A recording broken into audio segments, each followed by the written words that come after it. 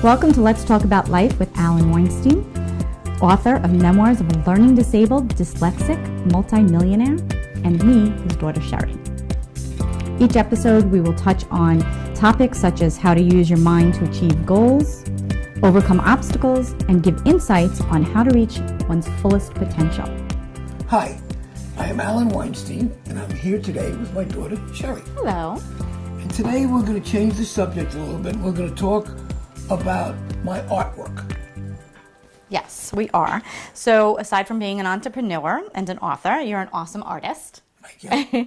And you have an amazing talent. When did you discover your talent? At what age?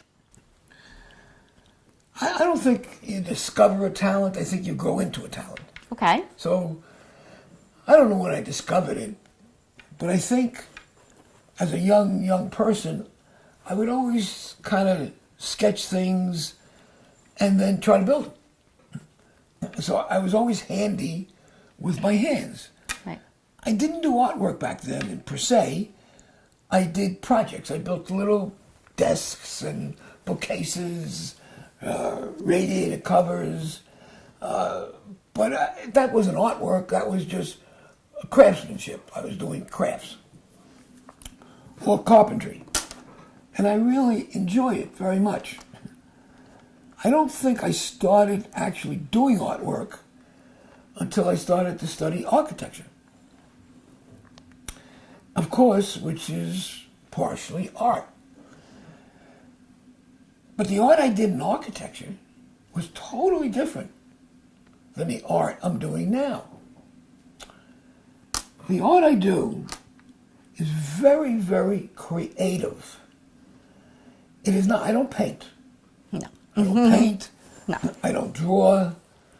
I create artwork out of objects that you would throw in the garbage.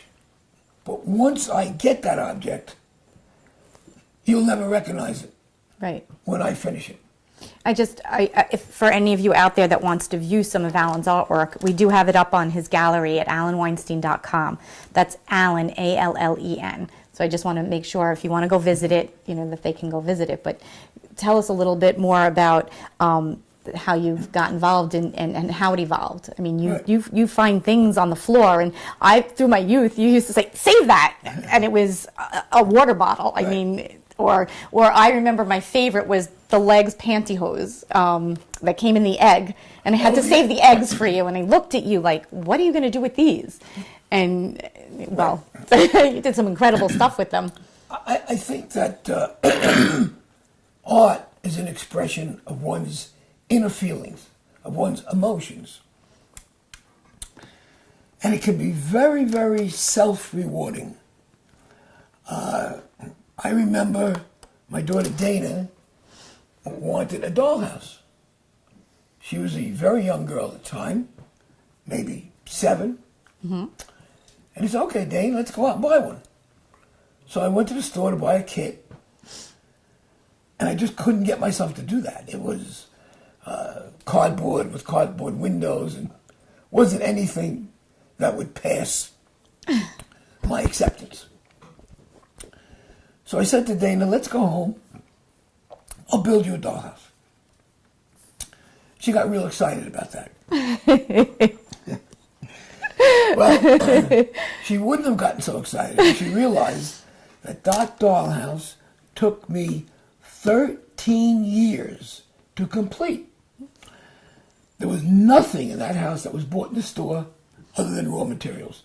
The house itself I designed, all the windows, the furniture, everything in that house, right, which again you could see on my website, was made by hand. Now when I say 13 years, that's because I would stop, I would do another project, right, another project, then come back to this project, but I finished it.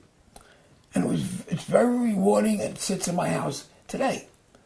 Another project was a carousel that was my daughter wanted. That didn't take you quite 13 years No, to make. no, No. that- By that time, I think you had your talent honed, your skills. Well, it wasn't that. It was just I concentrated on that one project. Right. And finished it. But I saw something in the garbage. And I picked it up, and it was from a ceiling fan. And I said, wow, there's the beginning of my carousel. That's right. And today, we have an operating carousel. With music and all. With music and lights blinking and everything going. And I have it also next to the dollhouse. Yep. And it stands pretty high. It's about 4 feet high and probably 3 feet wide.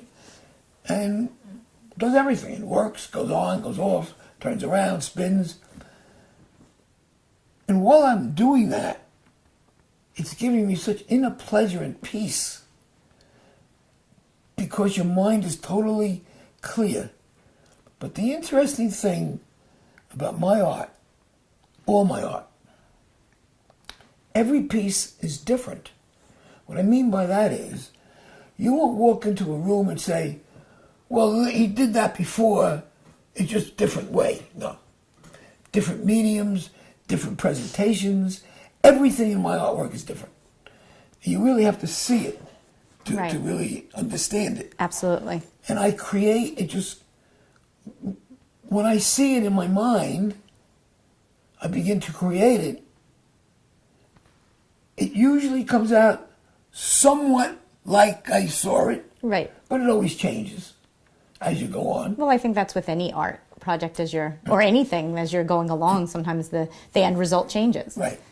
The other thing is, I think because I have learned to think out of the box because of my dyslexia and my learning disabilities, that's how I create my art, thinking out of the box. If you want to know what that means to me, visit my website and you'll understand. Yeah. I appreciate you listening to this today. This is a very personal thing of mine, and I would really like you to look at my art. I would also like you to comment about it, if you wish. Mm-hmm. So, Sherry and I want to thank you for tuning in today. And if you want to see more, like I said, go to my website, AlanWeinstein.com. That's Alan, A-L-L-E-N. And thank you. Thank you. And thank you. And thank you. You have been tuned in to Let's Talk About Life with Alan Weinstein, author of Memoirs of a Learning Disabled Dyslexic Multimillionaire, and me, his daughter Sherry. For more daily inspiration, follow Alan Weinstein on Facebook, Instagram, and Twitter. Have a question you want Alan to answer?